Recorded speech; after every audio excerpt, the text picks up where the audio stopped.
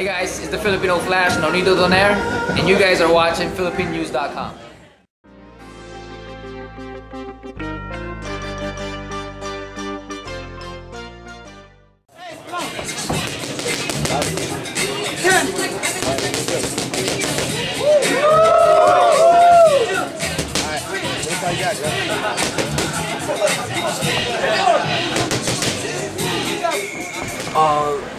Sabi nila ito yung pinaka-tough na fight ni Nonito kay Montiel.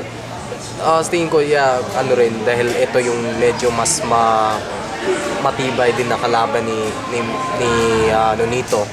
Pinaka-delikado sa tingin ko. Pero yes, tinitignan ko ang style, wala, patingin ko panalo talaga si Nonito nito dahil ang style na pinapakita ni Montiel, pasugod siya, tsaka gusto niya yung parang gustong i-knock out yung kalaban.